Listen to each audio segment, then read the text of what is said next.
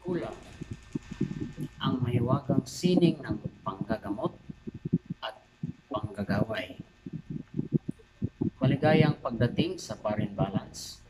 Sa episode na ito ay pag-uusapan natin ng isang paksa na marami ang kinatatakutan at pinaniniwalaan sa iba't ibang bahagi ng mundo, ang kulam. Alamin natin ang iba't ibang uri ng kulam, paano ito ginagawa, at kung may paraan pa ba upang malunasan ito. Huwag kalimutang mag-like, mag-subscribe at i-share ang ating video para maipaabot ito sa buong mundo. Ano nga ba ang kulam? Ang kulam ay isang uri ng mahika o sorcery na ginagamit upang magdulot ng sakit o kamalasan sa isang tao. Karaniwan itong ginagamit sa pag-iiganti, galit o inggit. Sa Pilipinas, ang kulam ay isang bahagi ng ating kultura o folklore.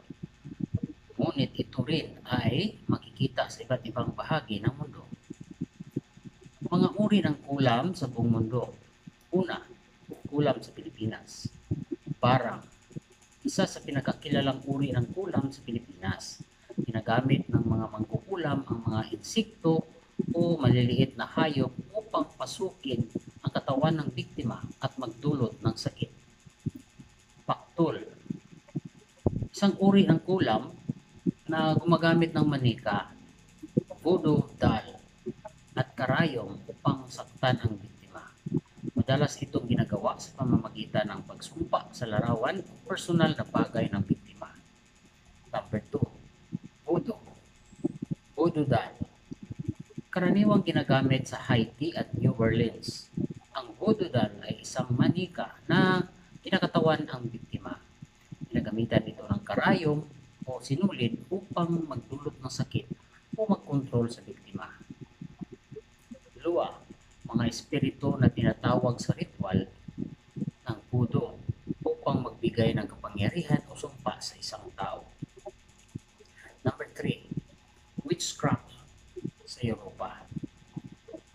Kabilang dito ay ang hex sa Europe, particular sa Germany. Ang hex ay isang sumpa na ibinibigay sa pamamagitan ng mga salita o ritual. Madalas itong ginagamit upang magdulot ng malas o sakit. Next ay Malaccio, evil eye, sa Italy at Greece. Ang Malaccio, isang sumpa na ibinibigay sa pamamagitan ng masamang tingin. Pinaniwala ang magdulot ito ng sakit, malas o pagkabigo sa biktima.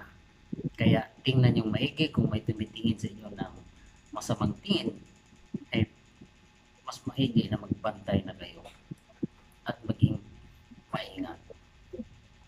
Number 4, black magic sa India. Kabilang ito ay Tantra.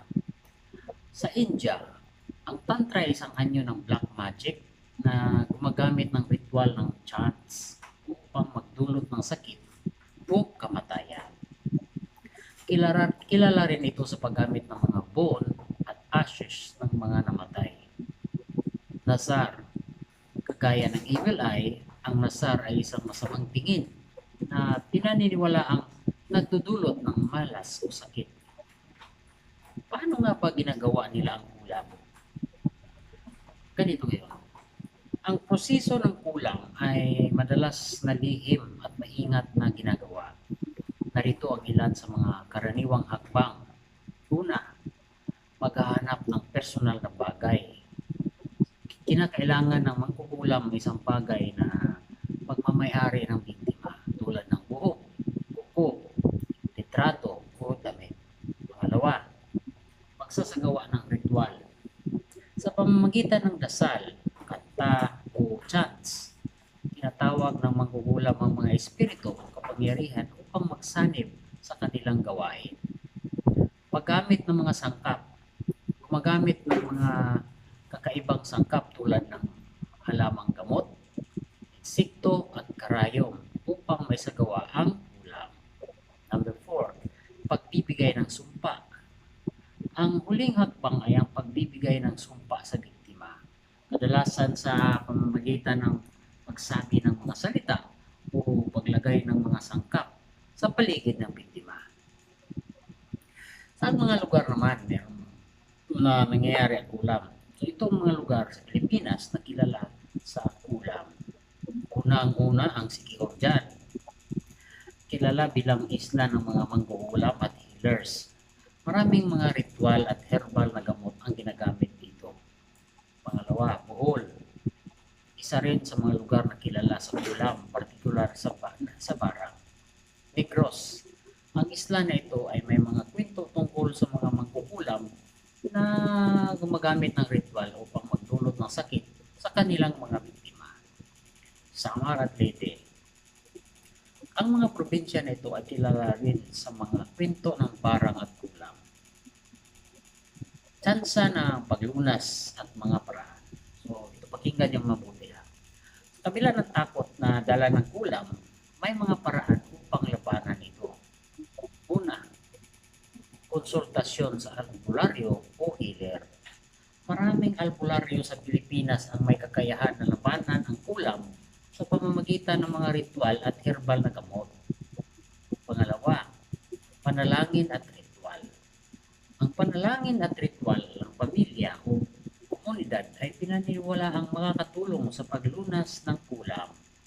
Pangatlo, pagtulong ng espiritista. Ang espiritista ay maaaring tumulong sa pag-alis ng masamang espiritu na dala ng kulam. Pangapat, paggamit ng anting-anting o agimat. Maraming Pilipino ang naniniwala sa kapangyarihan ng mga anting-anting upang protektahan laban sa kulam. Bilang pagtatapos, maraming salamat sa inyong pakikinig sa ating kwento sa araw na ito. Piling ko lang na huwag kalimutang mag-like, mag-subscribe at i-share ang ating video para maipabot ito sa buong mundo. Kung mayroon kayong mga karanasan o kwento tungkol sa kulam, huwag magtubiling mag-iwan ng komento sa ibaba. Hanggang sa sunod na kwentuhan, dito lang sa Parin Balance. Maraming salamat.